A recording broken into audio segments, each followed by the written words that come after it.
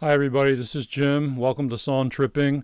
I wanted to update a previous video I did where I was talking about records I'm planning to get rid of, and I want to explore a particular band and my reassessment of them. So we'll call this the deep dive into America, the band that is. Over my shoulder you see America's first album, self-titled.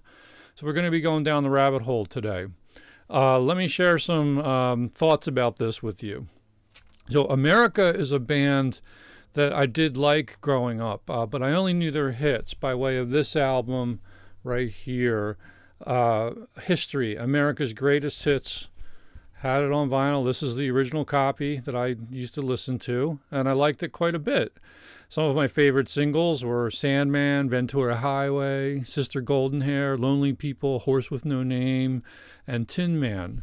It's a phenomenal album, and it's one that I want to keep.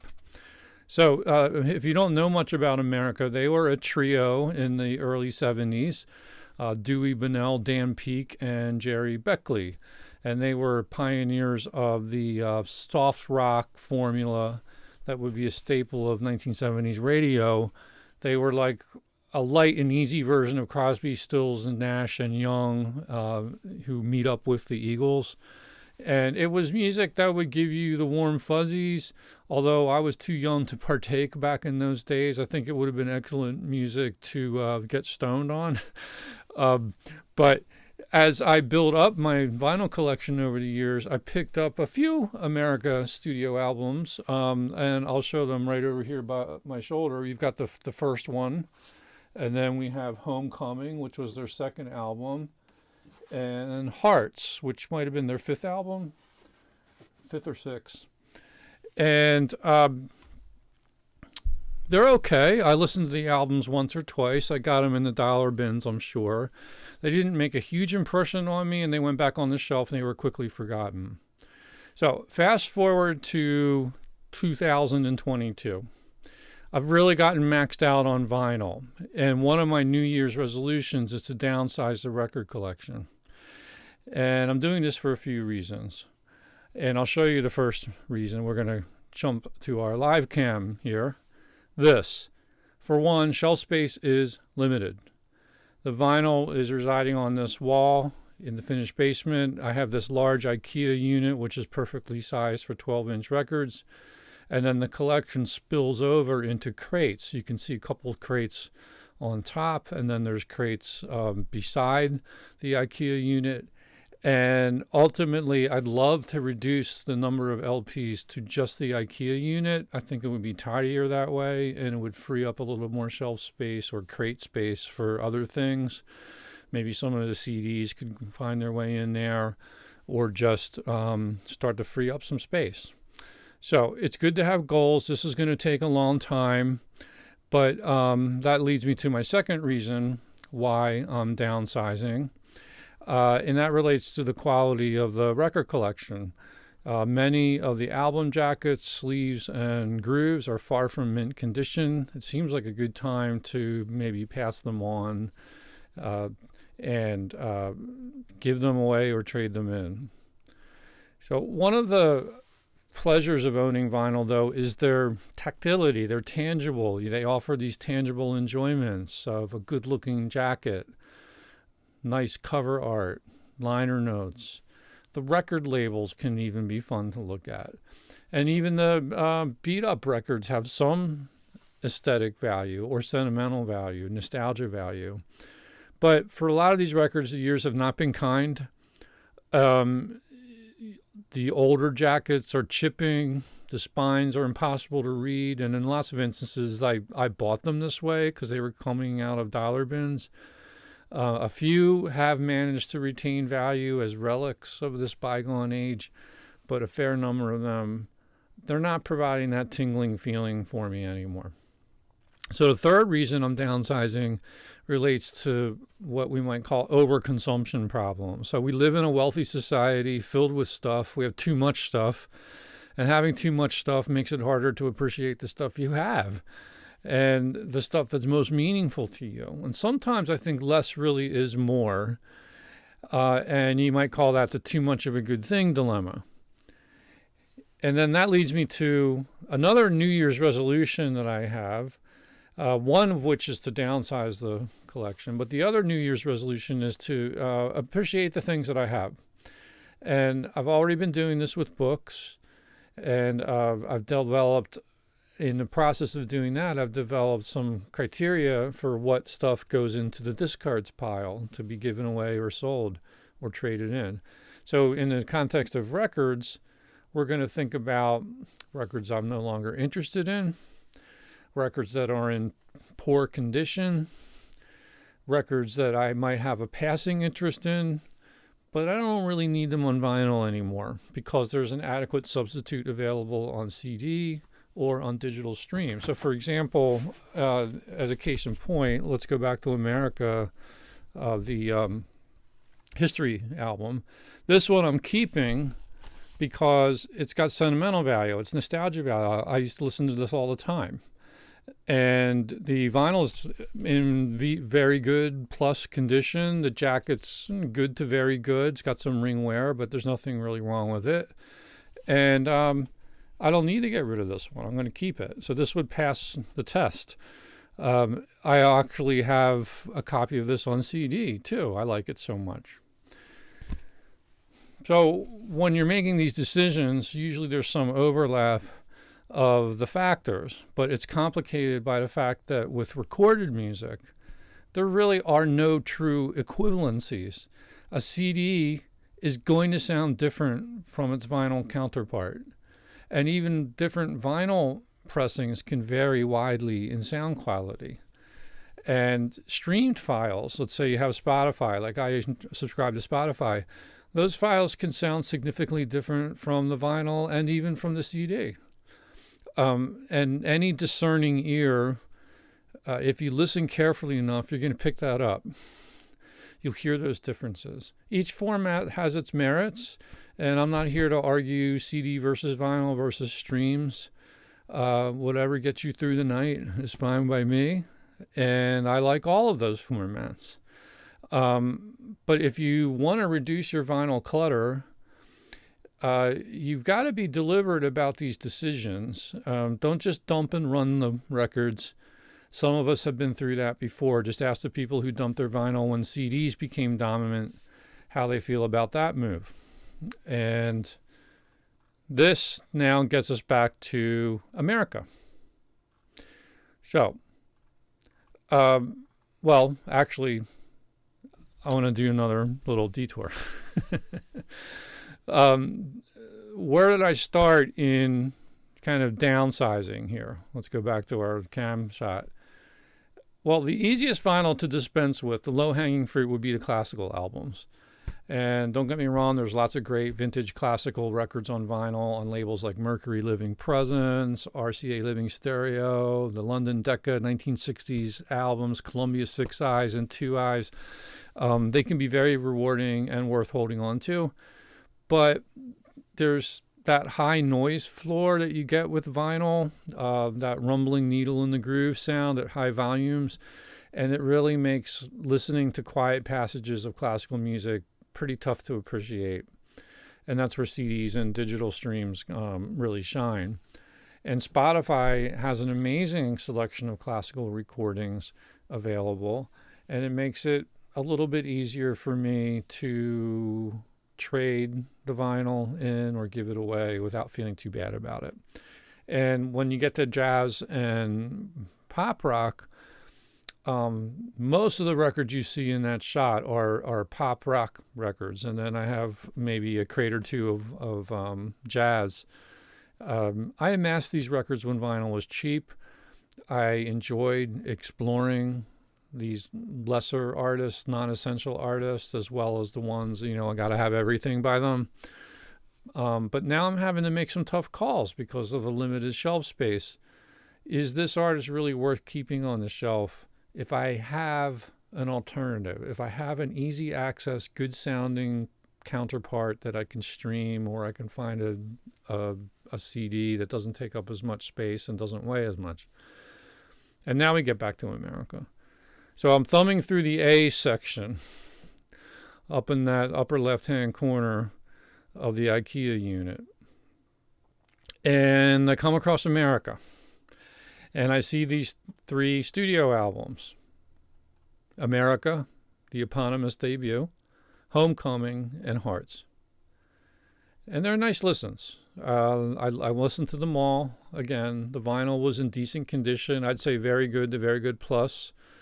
The jackets are in pretty good shape. And I thought these are pleasant listens. They're fine. But I probably don't need to keep them around anymore. Because, I'm going to keep this greatest hits. But the other ones, I can just stream them. And that's fine. Nothing wrong with that. And so I did go over to Spotify just to double check, because you got to be careful. And I found what looks to be like a complete back catalog of America's work. I think everything's on Spotify. And they've put out a lot of albums over the years. That's great. Excellent. It's encouraging. I streamed the 3 albums in addition to listening to these vinyl copies, and they sounded fine. I thought that was that. That's it. Okay, I'm going to give these away.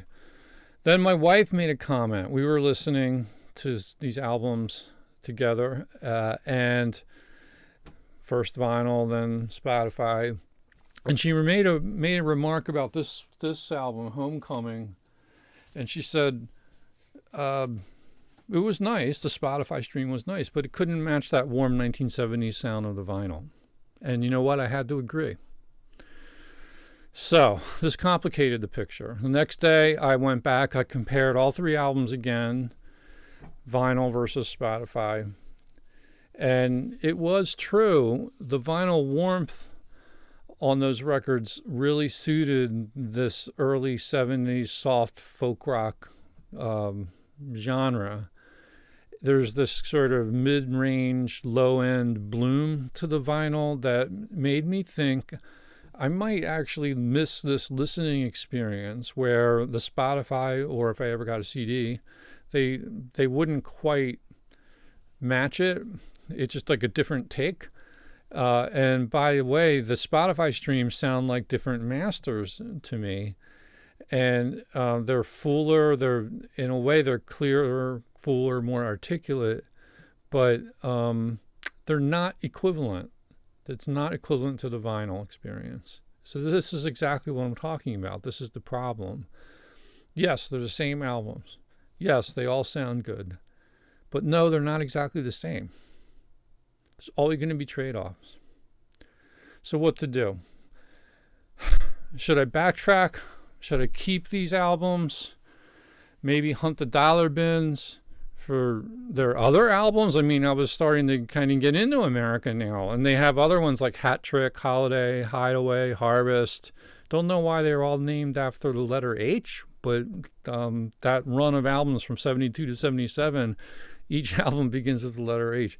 But a lot of these albums I've never listened to before, so I'm going to go exploring on Spotify for sure. But, maybe I should actually just collect them on vinyl instead of get rid of them. And on the other hand, I could play the albums all I wanted on Spotify, and they don't take up shelf space. So why do I need to be so possessive of these objects? But what about that special vinyl warmth? That's not an equivalent listening experience. And I didn't know what to do. And the jackets are in good enough shape. They're not really destroyed, and they kind of look nice. They're fun to look at. But then what about my downsizing project? Would I feel overburdened and worse about keeping all my stuff and not letting it go and not freeing up space? So back and forth I went. And very obsessive compulsive. And I know it's a trivial problem. I know I probably should feel silly about bringing it up, but I don't believe I'm not alone. I believe I'm not alone in these kinds of problems that we face with our collections. It's like a micro dilemma, but it's a little dilemma. So I think I've hit upon a compromise. I ripped the vinyl to digital files And I used for this a little portable digital recorder. I don't have it down here at the moment, but it's called the Tascam DR05. Handy little device. And I have that right by the stereo, and I line out from the Marantz integrated amp into the stereo mini plug into the Tascam. And what I do is I rip the entire album into one file, and you can hit the record button to pause it, allowing you to flip sides. And then you get this one continuous file of side 1 and side 2. And you can do it in different formats, like CD quality. You can actually record it straight into MP3 at different bit rates. And you can even do 24-bit recordings. So it saves it to a file, and then you can sideload it over USB from the Tascam to your computer. And then if you haven't done straight to MP3 recording, you can convert it in a program like Audacity. And now you have a preservation of your vinyl recording. And I was doing pretty high-res 24-bit recordings, and then recording high-quality MP3s. The MP3s I put up on a cloud drive, and then the high-res I'm just keeping locally on the hard drive. They're pretty big files. But and I don't bother to convert into separate tracks, because then it starts to get tedious, and it really doesn't replicate the listening experience. Because when I play albums, I listen to the album from start to finish. I don't like jump between tracks. So I played these files, these ripped files, through my iFi Zen DAC, which is a nice little DAC, and I swear you'd be hard-pressed to tell it wasn't the real vinyl deal. It sounded really darn good. And now, if I get rid of these records, I can cue up that vinyl rip and get a pretty close approximation to the vinyl listening experience. I know it's not exact, but it's pretty good.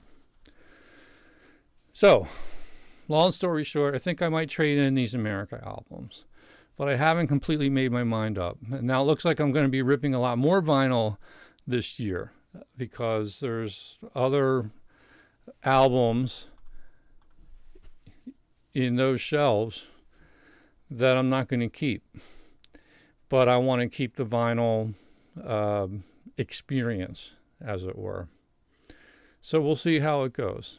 Could I change my mind? I might change my mind for sure. I've been known to do that before, absolutely. And I'm going to be waiting out this COVID Omicron surge before I ever set foot in a record store to trade in these albums. So there's plenty of days can go by, and I might well indeed have a change of heart. I did learn a couple things after doing this deep dive into the music of America, though. I'm actually liking this band more than I ever have before. I always love their hits, but these albums are solid. There's lots of good sort of album tracks on there that will spark your interest. And now I'm eager to listen to more of their albums on Spotify. Last night I went through Hat Trick, their third album. Excellent album. It didn't have a lot of huge hits. I mean, Muskrat Love is on there, and that's one of my least favorite hits by them. But the album tracks were awesome. I think very good playing on that, good production. And I also learned this, that it's when you do these deep dives, it's a lot of fun. I had a ball just listening to the albums repeatedly. So it's very immersive. Like, it's just kind of goes back to my resolution to enjoy what I have. So it's a little bit like sipping whiskey. Like if you're a bourbon drinker or a Scotch drinker, like, yeah, you don't guzzle it. You savor it. You sip at a time. You savor it, you develop your palate, you identify the nuances in the flavor profile, and it's kind of a nice immersive experience that you want to kind of drag out and just enjoy for the duration. So I think it's going to be a fun year as I kind of work my way through these albums and decide what stays and what goes. There's a lot of records to reassess and rediscover. So that's my deep dive into America. I will have more updates if I think it's worthy of people's attention. But if you don't know America's music too well, check them out. Like they really were a good band and continue to be. They're still out there. At least one of them died, sadly. Dan Peake left the band in the late 70s, and then he passed away, I think, in the early 2000s. But the other two guys are still at it, and they're still touring, and they're still making records. So a lot of listening to do. Thanks, everybody. I hope you enjoyed this deep dive. Let me know in the comments what decisions you're facing in terms of your collecting strategies. And if you're not a subscriber, please click subscribe, ring the notification bell so you don't miss any updates. And thanks for listening.